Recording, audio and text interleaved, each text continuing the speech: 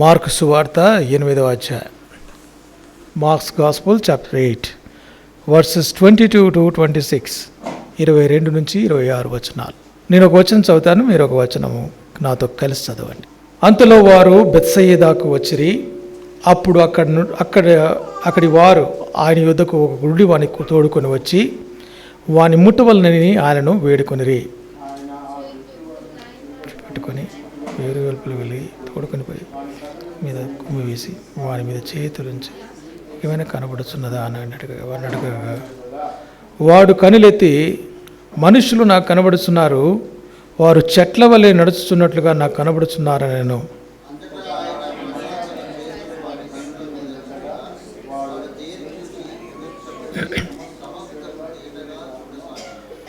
అందరం కలిసి చదువుకుందాం. అప్పుడు యేసు, నీ ఊరిలోనికి వెళ్ళవద్దని చెప్పి వారిని ఇంటికి వారిని పంపివేశాను.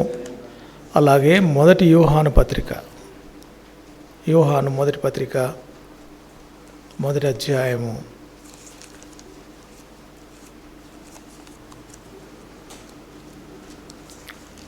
1 John chapter 1 5వ వచనం నుంచి 10వ వచనం వరకు 5 వచనాలు. ఇది కూడా మార్చి చదువుకుందాం. యోహాను పత్రిక 1వ అధ్యాయము 5వ వచనం నుంచి 10వ వచనం వరకు. మేము ఆయన వలన విని మీకు ప్రకటించు వర్తమానమేమనగా, దేవుడు వెలుగై ఉన్నాడు, ఆయన యందు చీకటి ఎంత మాత్రమును లేదు.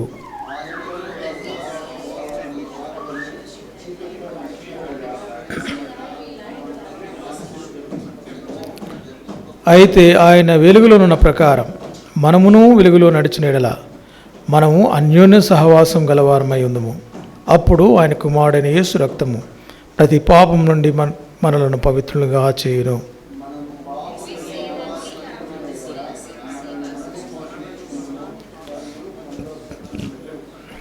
మన పాపములను మనం ఒప్పుకొని యెడల ఆయన నమ్మదగిన వాడును నీతిమంతుడును గనుక ఆయన మన పాపములను క్షమించి సమస్త దుర్నీతి నుండి మనల్ని పవిత్రులుగా చేయును.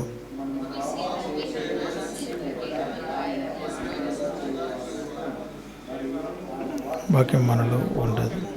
దేవుడి మాటల ద్వారా మనతో మాట్లాడునుగాక.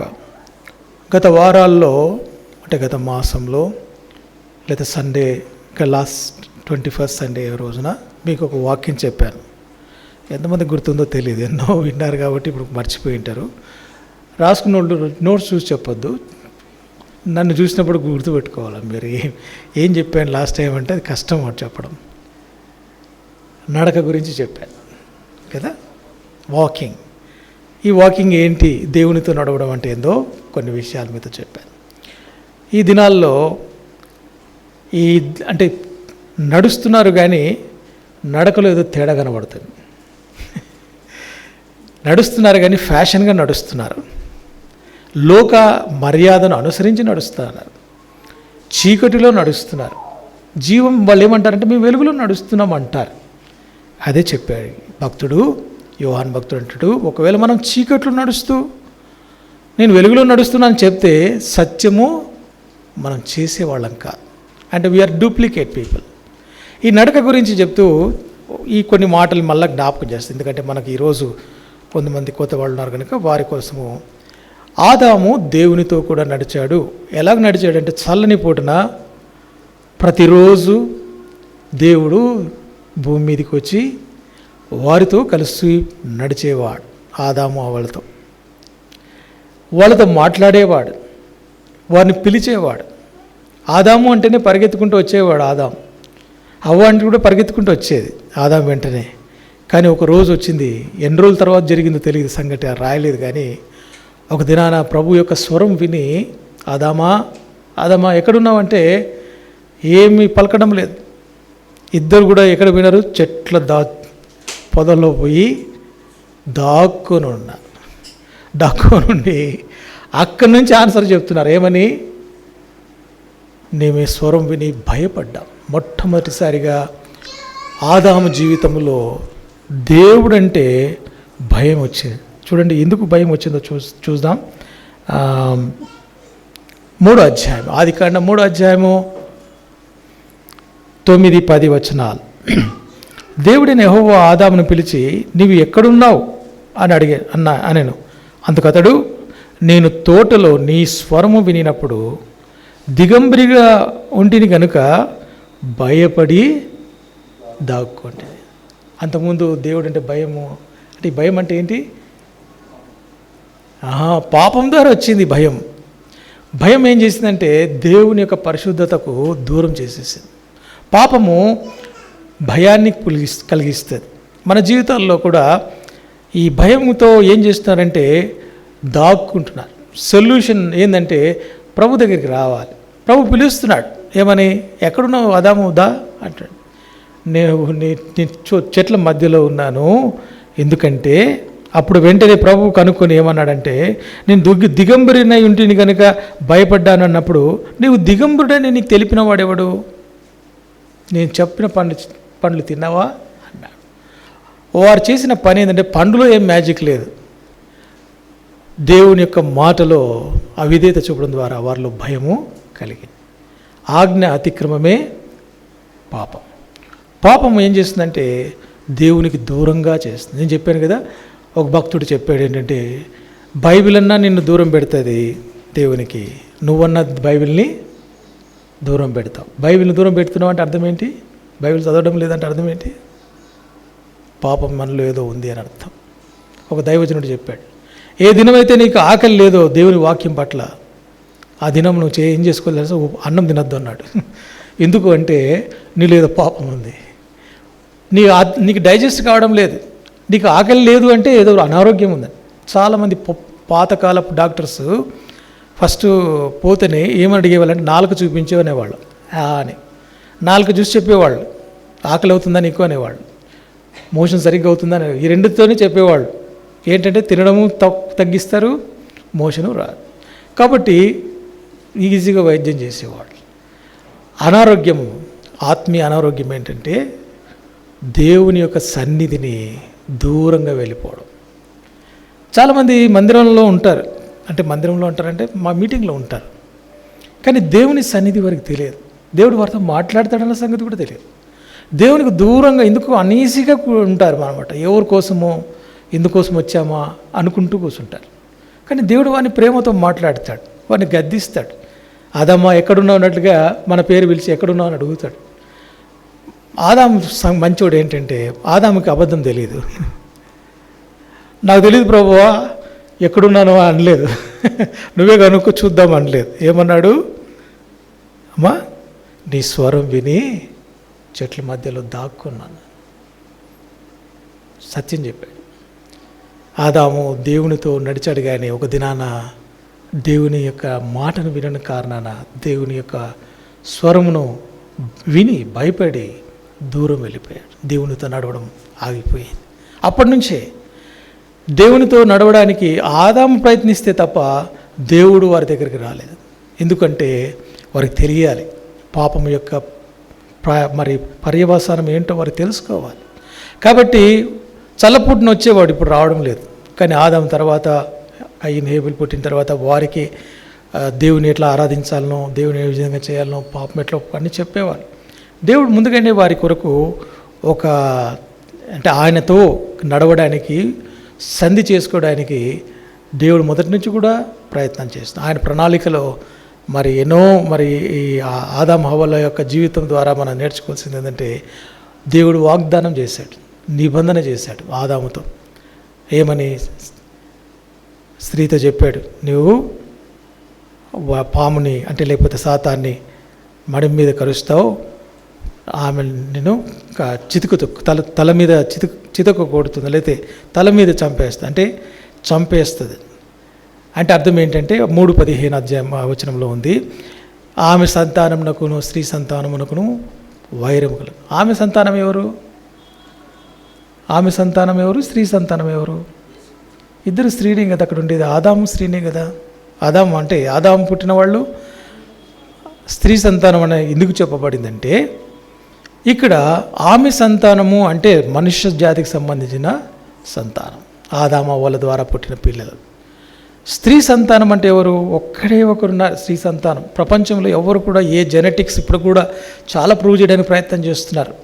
జినోమ్స్ లేటెస్ట్ టెక్నాలజీతో ట్రై చేస్తున్నారు యేసు ప్రభు యొక్క జననం గురించి. అసాధ్యం అంటున్నారు, కానీ దేవుడు సాధ్యపరచగలడు.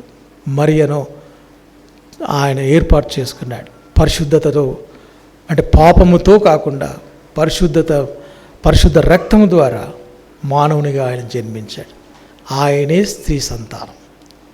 నీ సంతానానికి స్త్రీ సంతానానికి అంటే స్త్రీ సంతానం ప్రభువైన యేసుక్రీస్తు వారు. ఆయన వాళ్ళ తండ్రి పేరుతో పిలువపడలేదు. దావీదు కుమారుడు అన్నారంటే అది ఏమంటే అబ్రహాం కుమారుడు, దావీదు కుమారుడు అని వాళ్ళ పితరుల పేర్లు చెప్పుకుంటారు. అట్లా కాదు, యోసేపు కుమారుడు అని అనిపించుకున్నాడు, కానీ ఆయనకు ఆ పేరు ఎక్కువ ప్రాచుర్యం కాలేదు. వాళ్ళంతా ఆయనను చాలా చెడ్డగా మాట్లాడారు. నువ్వు దుర్బీజుడువు అన్నారు, నువ్వు దయ్యం పట్టిన వాడువు అన్నారు యేసు ప్రభువుని. ఎందుకంటే అక్కడున్న పరిసయ్యులు, శాస్త్రులు ఆయన వారి వలె బోధించడం లేదు. ఆయన చెప్పినప్పుడు ఎట్లా చెప్తున్నాడు? అధికారంతో చెప్తున్నాడు. ఆయనను చూసి గజగజ వణుకుతున్నాయి. ఏంటివి? దయ్యాలు పడిపోతున్నాయి. సర్వోన్నతుడైన దేవుని కుమారుడా, మాతో నీకేం పని అని మొత్తుకుంటున్నాయి.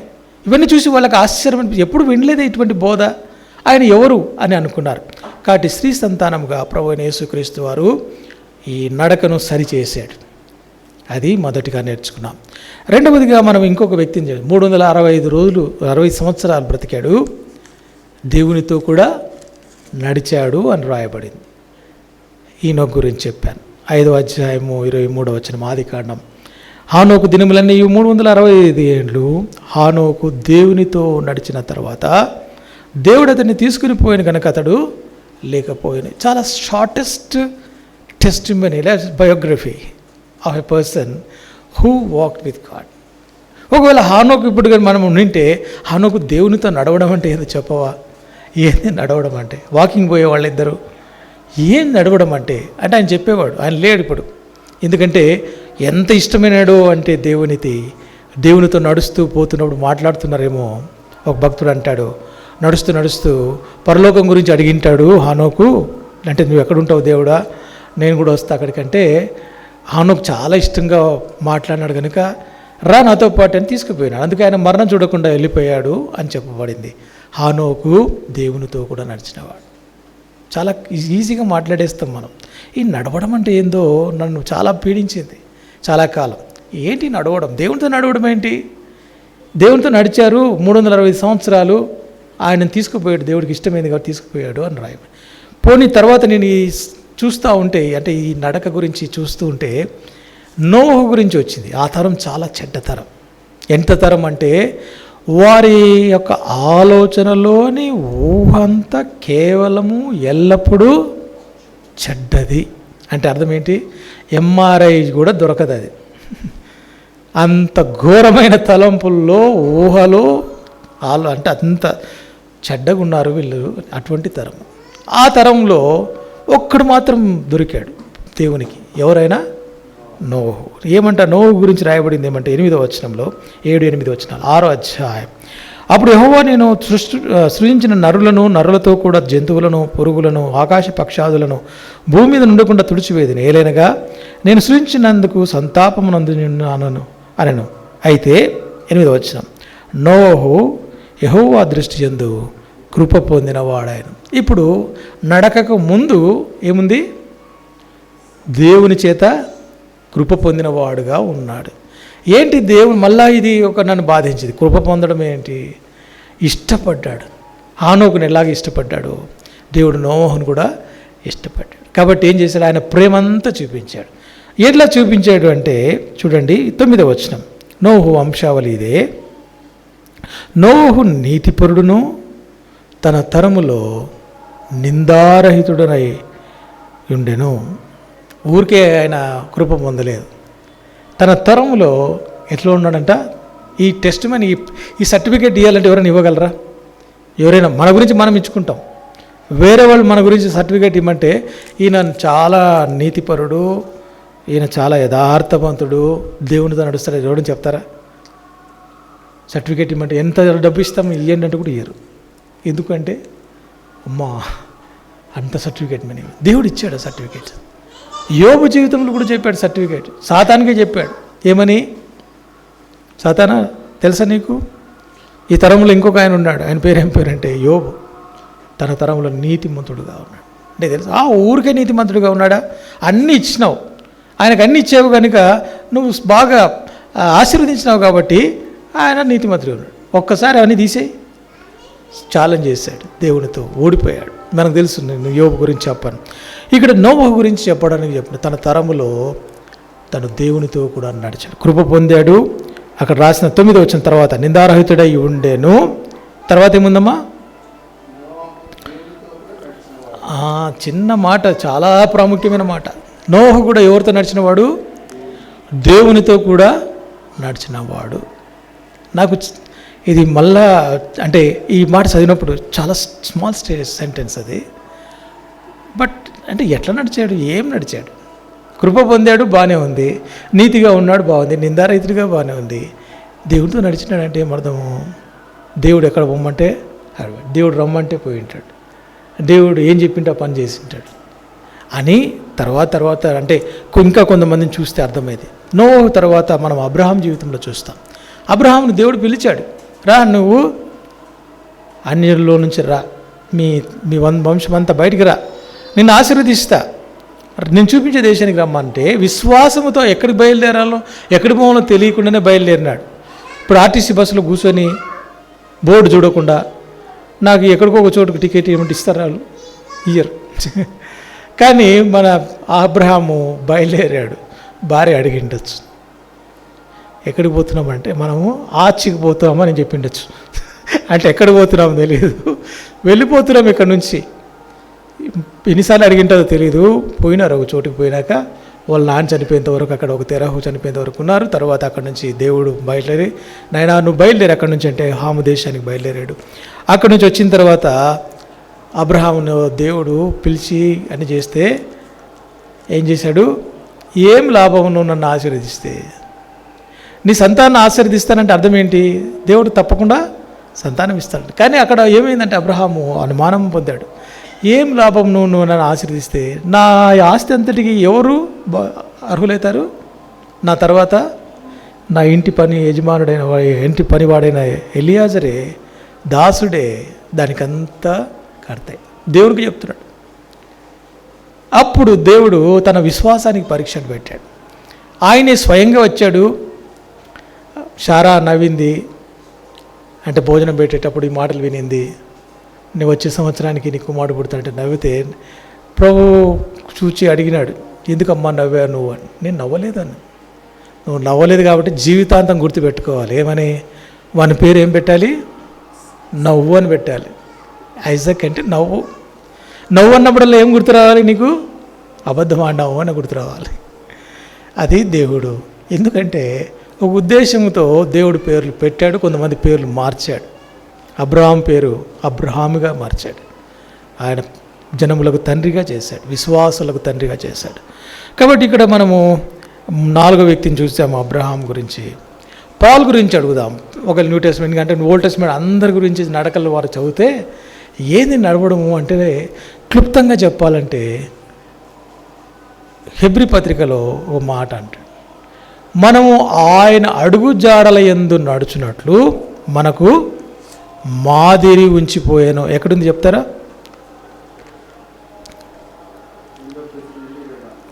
2 పేతురు 2:24. Thank you brother. 2 పేతురు 2:24. సారీ, 1 పేతురు 21 నుంచి చదువుతాం. క్రీస్తు కూడా మీ కొరకు బాధపడి మీరు తన అడుగు జాడల యందు నడుచుకున్నట్లు మీకు మాదిరి ఉంచిపోయాను. అంటే ఏమర్థం? మాదిరి అంటే ఎగ్జాంపుల్. ఎవరిని చూసి నడవాలి మనము? మీకు తెలుసా తెలియదు, అంటే వెంట్రుకలు లేని వాళ్ళ గురించి కాదు, వెంట్రుకలు ఉన్న వాళ్ళ గురించి చెప్తాను. ఎవరినో ఒకరిని కాపీ కొట్టి ఆ కటింగ్ చేసుకుంటారు. అంటే ఒక మాదిరి ఎగ్జాంపుల్. మీకు బార్బర్ షాప్లో కూర్చుంటేనే చాలా ఫోటోలు కనబడతాయి. ఈ మధ్య కాలంలో చాలా రకాల కటింగ్లు వచ్చినాయి. చుట్టూ ఏముండదు, మధ్యలో ఉంటుంది. కొంతమందికి మధ్యలో ఏముండదు, చుట్టూ ఉంటుంది. కొంతమందికి అర్థమే ఉంటుంది, కొంతమందికి అసలు ఉండదు. రకరకాల అంటే ఎవరి ఫ్యాషన్ అన్నమాట, వాళ్ళని కాపీ కొడతారు. మన బట్టలు కూడా అంతే, తెలియకుండానే మనము కొన్నిసార్లు అంటే డిజైనర్ వేసాడని తెలియదు మనకు.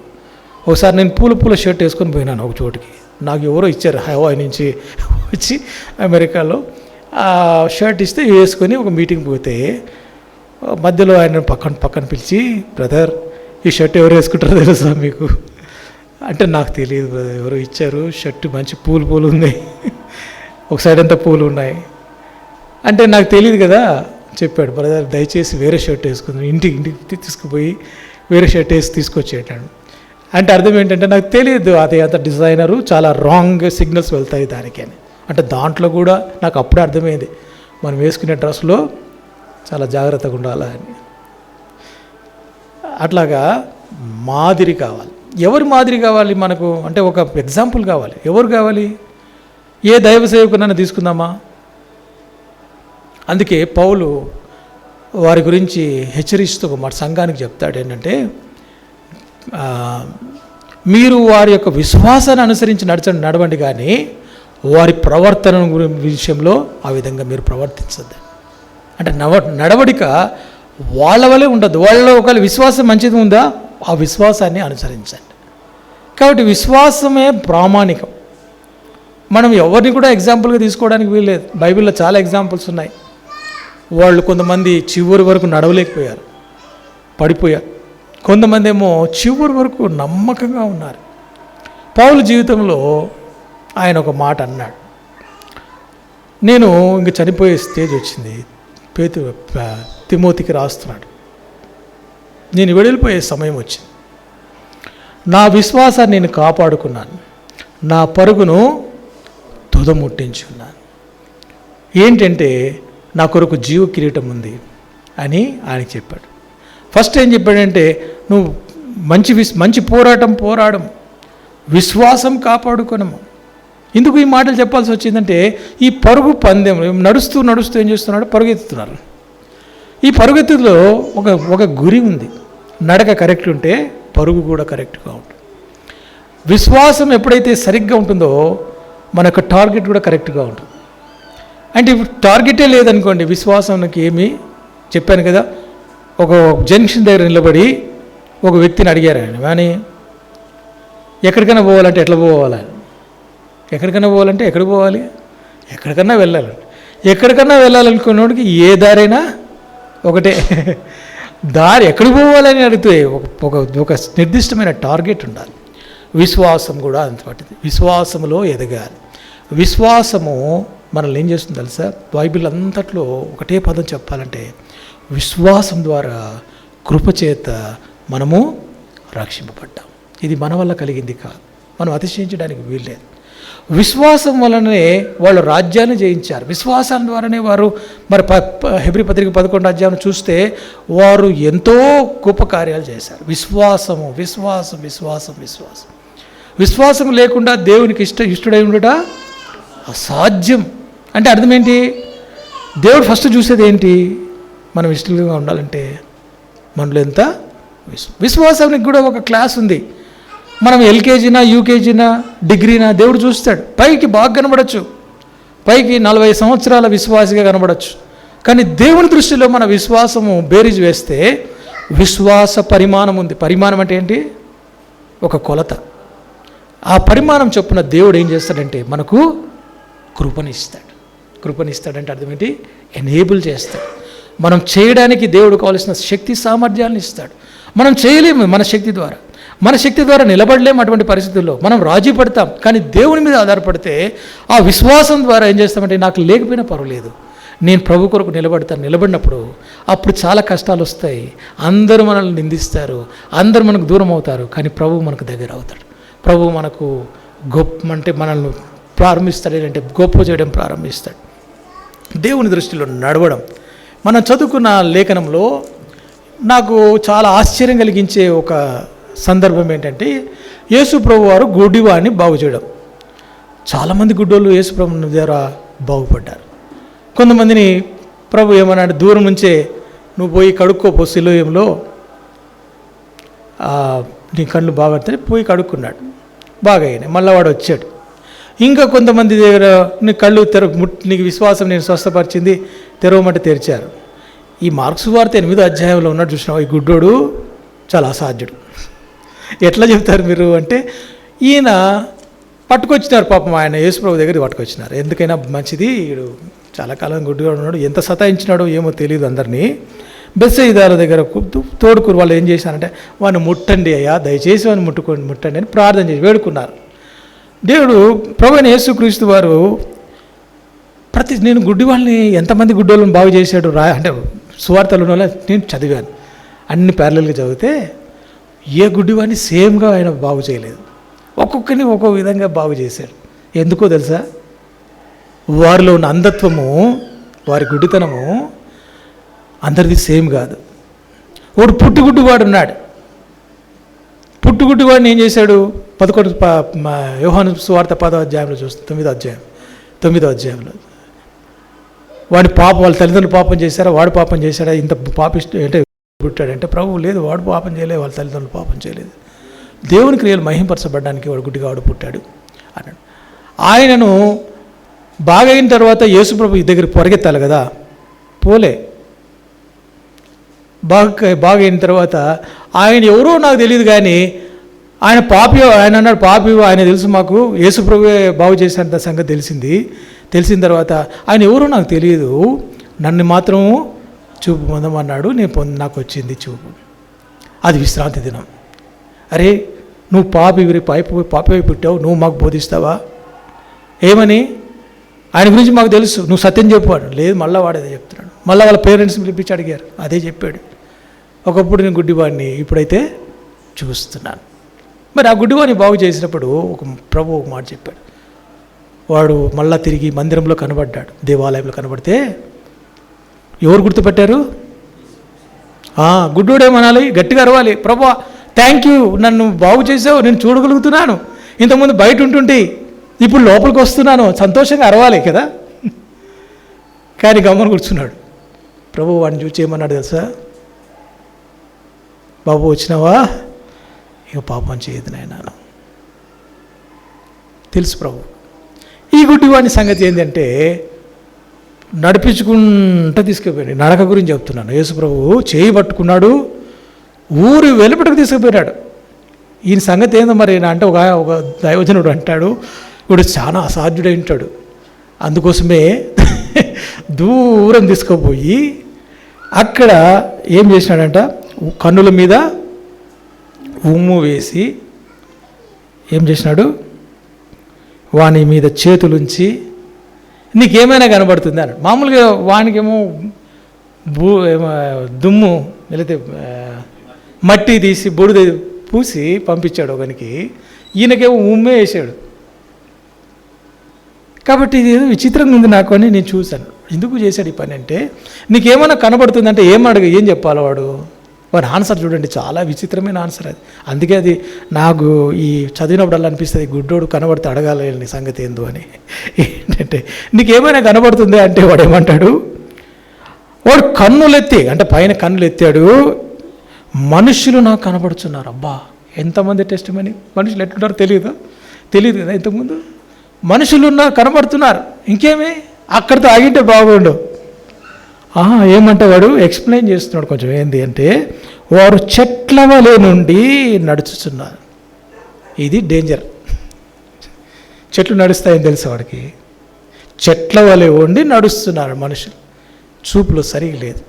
మళ్ళా ప్రభు ఏం చేశాడంటే, మరలా తన చేతులు వాని కన్నుల మీద ఉంచగా వాడు తేరి చూచి కుదుర్చబడి, ఆ మాటలు చాలా నేను సింపుల్గా వెళ్ళిపోతాం కానీ చాలా అర్థంతో కూడిన మాటలు.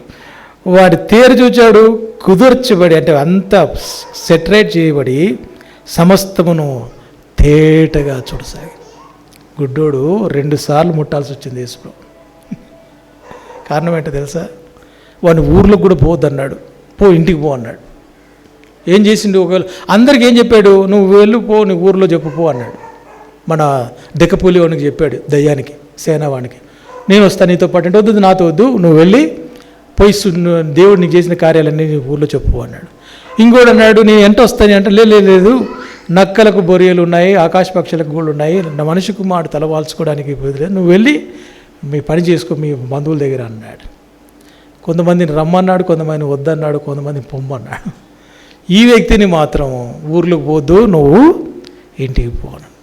ఇక్కడ ఒక బైబిల్ కామెంటరేటర్ ఏం రాస్తాడంటే, ఒకవేళ ఈ గుడ్డివాడు గాన ఊర్లోకి పోయింటే వానికి తెలిసిన వాళ్ళందరినీ వాళ్ళ గురించి చెట్ల వల్ల నడుస్తున్నారని చాలా కథలు చెప్పేవాడు. వాళ్ళు గుడ్డోడిని మామూలుగా చూడరు కదా, మా యూదులు గుడ్డివాడిని చాలా తక్కువ చూస్తారు. సో వానికి అటువంటి అంటే ఆ గత జీవితం వాని జీవితంలో ప్రభావితం కాకూడదు అని ప్రభు వానికి తేటగా చూచేటట్టుగా చేశాడు అన్నారు. ఇది నడకతో ఏం సంబంధము అంటే, మన కళ్ళు తేటగా ఉంటే మనం నడిచే నడక దారి బాగా కనబడుతుంది. దారి కనబడాలంటే ఏం చేయాలి? చీకట్లో పోతున్నాము, దారి కనబడాలంటే ఏం చేయాలి? టార్చ్ లైట్ వేయాలి. మనకు టార్చ్ లైట్ ఏంటి? దేవుని వాక్యం చాలా స్పష్టంగా చెప్తుంది. 119వ కీర్తన 110వ వచనం అనుకుంటా, నీ వాక్యము నా పాదములకు దీపమును నా త్రోవలకు వెలుగై ఉన్నది. ఇది సీక్రెట్. ఇప్పుడు చెప్పండి, వాక్యం చదవాలి, ఎందుకు చదవాలి అంటే, we need a direction, we need a light, we need a cleansing, we need something to be said, don't worry. We need scriptures. ఎందుకు స్క్రిప్చర్ అంటే దేవుని మాట, ఇది జీవము కలిగిన మాట. అందుకే దేవుని వాక్యాన్ని చదవాలి. చాలామంది క్యాలెండర్ క్రిస్టియన్స్ అంటారు కదా, క్యాలెండర్ చదువుతారు, టైం లేదు పాపం ఈ దినాల్లో. కొంతమంది ఇంకా డివోషన్స్ చదువుతారు, ఇంకంతే. బైబిల్ ఎప్పుడో ఒకసారి. అనుదినంగా దేవుని సన్నిధిలో మీరు గడవకపోతే దేవుడు మాట్లాడడం మానేస్తాడు. దేవుడు ఎప్పుడైతే మాట్లాడడం మానేస్తాడో మన జీవితంలో గమ్యం గురి తెలియదు. ఏదో చెట్లు నడుస్తున్నట్టుగా నడుస్తున్నారు మనుషులు అని చెప్తాం. అంటే తేటగా లేదు మన యొక్క చూపు. ఇది నడకతో కూడా. ఎందుకు చెప్పే ఇది మాటలంటే, ఈ యొక్క ఉదాహరణము యోహాను భక్తుడు చాలా స్పష్టంగా చెప్పాడు. విశ్వాస యొక్క జీవితంలో విశ్వాసం ద్వారా నడుస్తూ ఉన్నప్పుడు చీకట్లో నడవడు. ఎందుకు చీకట్లో నడవడు? ఆయన వెలుగై ఉన్నాడు. ఆయన వెలుగై ఉన్నాడు కనుక నడిచేవాడు అంటే ఆయన యందు చీకటి ఎంత మాత్రం లేదు కనుక ఆయనతో సహవాసం గలవారమని చెప్పుకొనొచ్చు చీకటిలో నడిచిన ఎడల. అంటే ఏంది అర్థము? చెప్పుకోవడమేమో క్రైస్తవులు, విశ్వాసులు, కానీ నడక ఎక్కడుంది? చీకటి. అది నీకు తెలుసు, దేవుని తెలుసు. చీకటి నడక చాలా డేంజరస్. ఒకని దృష్టిలో సరైన మార్గం ఉంది, వాడు కనబడుతుంది, వాడి చూపుకి బాగా కనబడుతుంది, కానీ తుదకు అది దాన్ని ఏం చేసి ఎక్కడ తీసుకెళ్తుందంటే అది మరణాన్ని తీసుకెళ్తుంది. జాగ్రత్త. దేవుని వాక్యంలో అనేకమైన విషయాలు ఉన్నాయి. మార్గం. ఈ మార్గము మనం చదువుకున్నట్లుగా ఆయన అడుగు జాడల్లో నడవాలి. ఆయన ఎలాగ నడిచాడో ప్రభువు మనకు మాదిరి ఉంచిపోయాడు. ఆయన శ్రమ పెట్టబడి బెదిరించలేదు. ఆయన మౌనముగా తన నోరును అంటే ఏమంటారు, మౌనంగా ఉన్నాడు. ఏంటంటే గొర్రె బొచ్చు కత్తిరించి వాని దగ్గర మౌనంగా ఉన్నట్లు ఆయన నోటును కూడా తెరవలేదు. ఆయన నోట ఏ కపటము లేదు.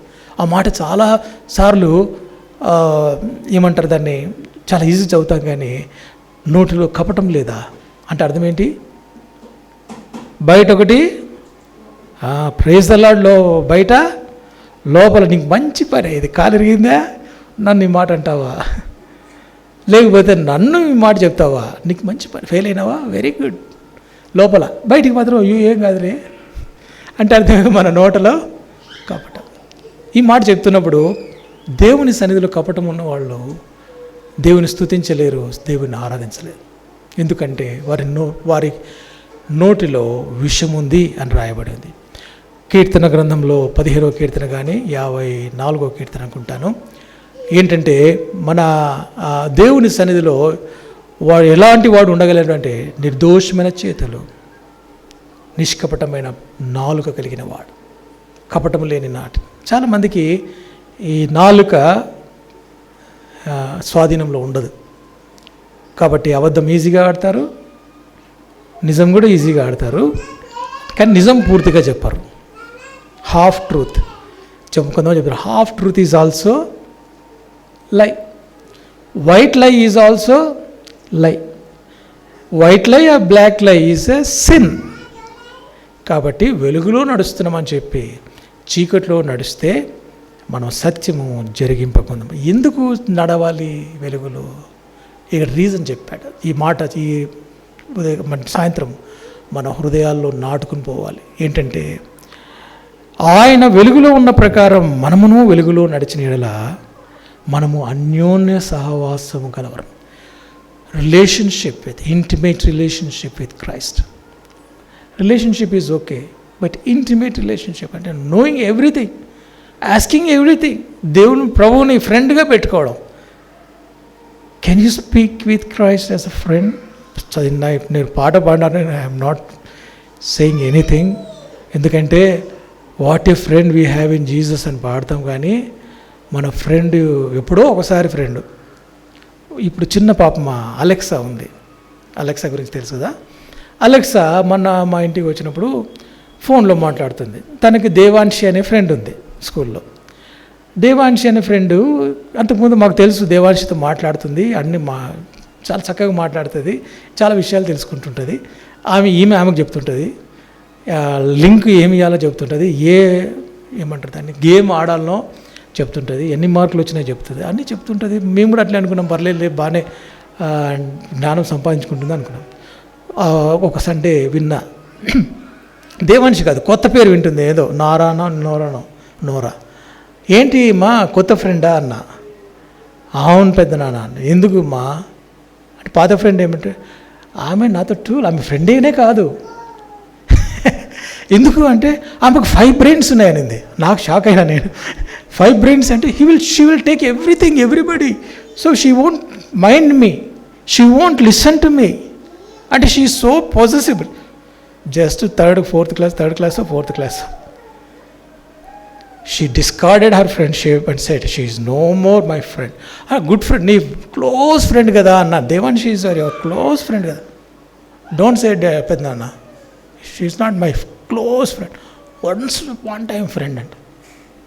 చూడండి, పిల్లల జీవితాల్లో కూడా, మన జీవితాల్లో మనం అనుకుంటాం, కానీ మన జీవితాల్లో కూడా మన క్లోజ్ ఫ్రెండ్సే కొన్నిసార్లు దూరం పెడతాం మనం. ఎందుకంటే మన జీవితం అంతా వారికి తెలుసు. కొంతమందికి ఫ్రెండ్సే ఉండరు.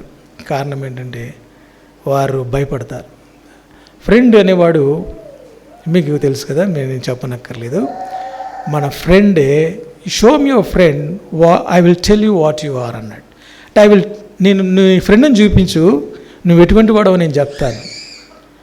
నేను ఇంకోటి కూడా చెప్తాను. If I talk to you for ½ an hour, I will let you know what kind of person you are. అంటే అర్థం ఏంటంటే, నీ హృదయంలో ఉన్నదాన్ని బట్టి మనము మాట్లాడతాం. హృదయంలో ఏం నింపుకుంటామో దాన్ని మాట్లాడతాం. ఇక్కడ వెలుగులో నడిస్తే ఆయన వెలుగులో ఉన్నాడు కనుక మనం కూడా వెలుగు అంటే ఏంటి? కింద రాయబడి ఉంది ఏంటంటే అన్యోన్య సహవాసము అనే మాట ఉంది. ఏంటంటే ప్రభువుతో నడవడం, ప్రభువుతో ఉండడం, పరిశుద్ధతను కోరుకోవడం, నీతిగా న్యాయంగా ఉండడం. అంత మాత్రం కాదు, మలినం అంటుకుంటుందేమో అని జాగ్రత్త పడ్డాం. కానీ అన్యోన్యత ఉన్నప్పుడు ఏమవుతుందంటే ఒక పని జరుగుతుంది. ఏం పని జరుగుతుంది అప్పుడు అంటే ఎప్పుడు వెలుగులో నడిచినప్పుడు అన్యోన్య సహవాసం గలవారమై ఉంటాము. ఇంకేముంటుంది?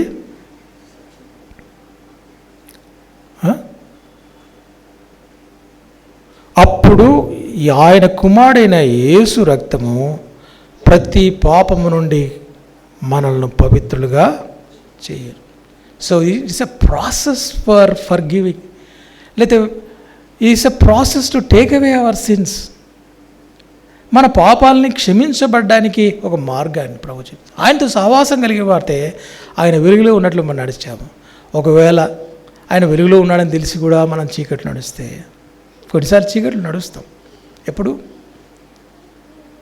అందరు చేస్తున్నప్పుడు, మనకిష్టమైనప్పుడు, కొంచెం సేపు ఏం కాదనుకున్నప్పుడు, చీకట్లు నడుస్తున్నప్పుడు వెంటనే మన మనస్సాక్షి చెప్తుంది, అరే బాబు తప్పు చేస్తున్నావు, తప్పు ఆలోచిస్తున్నావు, తప్పు చూస్తున్నావు.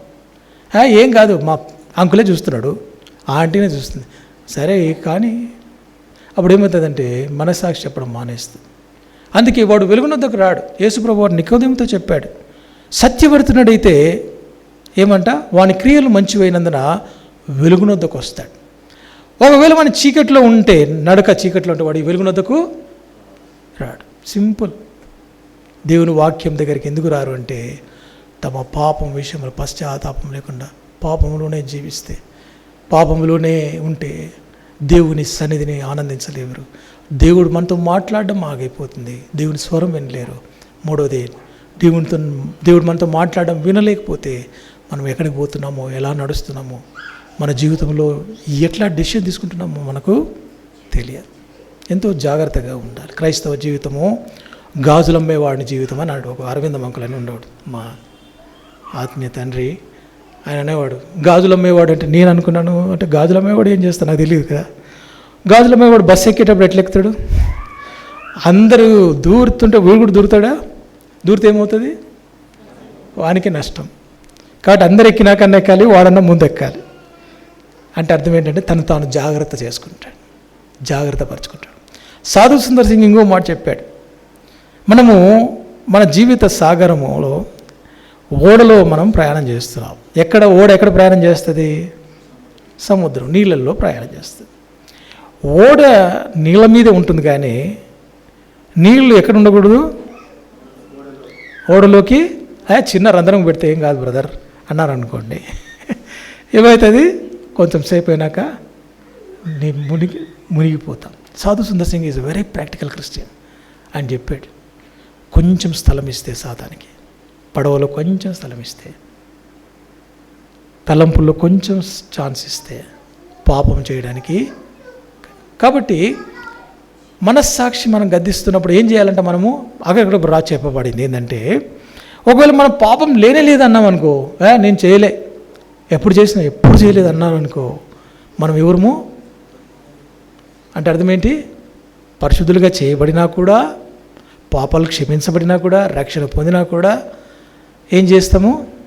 పాపం చేయడానికి ఆస్కారం ఉంది. అందుకే ఇహలోక మాలిన్యం మనకు అంటకుండునట్లు మనము దేవుని సన్నిధిలో కనబడాలి. దేవుడు వెలుగై ఉన్నాడు. ఆయన సన్నిధిలో పోయినప్పుడు అన్నీ మన ఎంఆర్ఐ అన్నీ బయటకు పడతాయి, రిపోర్ట్ వస్తుంది బయటికి. రిపోర్ట్ వచ్చినప్పుడు జాగ్రత్తగా, ప్రభువా నన్ను క్షమించు. అందుకే కదా మనం మీటింగ్స్ పెట్టుకునేది. వాక్యం ఎందుకు వింటాం? వాక్యం అనేది నీళ్ళతో చెప్పబడింది. ఏం నీళ్ళు ఇదంటే స్టెరైల్ వాటర్ అన్నాడు ఒక ఆయన, మెడికల్ ఆయన. స్టెరైల్ వాటర్ అంట. ఏంటంటే వాక్యంతో ఉదక స్నానం చేస్తే బాగా సబ్బు పెట్టి క్లీన్ చేస్తుంది మన హృదయాన్ని, మనస్సును, శరీరాన్ని క్లీన్ చేస్తుంది. కాబట్టి మనస్సాక్షి కల్మషం తోచుకున్నట్లు ఆయన యొద్దకు రావాలి. రక్తం చేత ప్రోక్షింపబడిన వారు, ఉదక స్నానం చేత మనం కడగబడిన వారు. హెబ్రీ పత్రిక 9వ అధ్యాయం అనుకుంటాను, చూద్దాం ఆ మాట కూడా. హెబ్రీ పత్రిక నడవడం గురించి మాట్లాడుతూ ఉన్నాము. నడవడం ఎంతవరకు నడిచామో తెలియదు, ఎన్ని సంవత్సరాలు నడిచామో తెలియదు.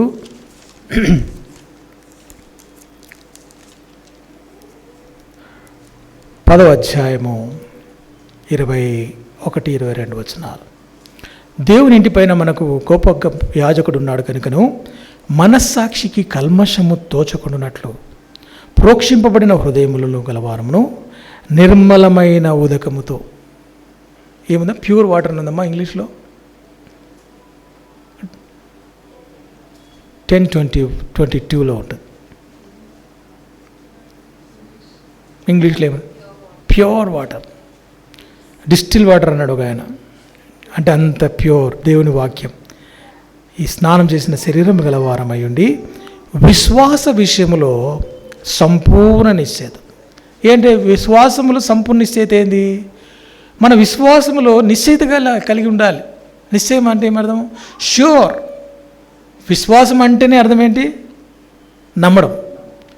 నమ్మడంలో కూడా అటు ఇటు సందేహపడితే అది విశ్వాసం ఎట్లవుతుంది?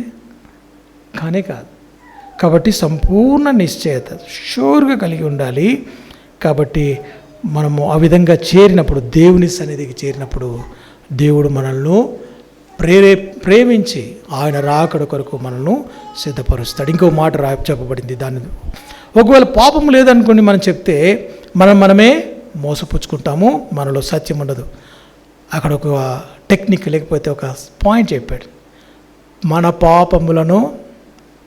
నా పాపములను మీరు ఒప్పుకొని నేడాలని అంటే బాగుండు, లేకపోతే మీ పాపములను నేను ఒప్పుకొని నేడాలంటే బాగుండు.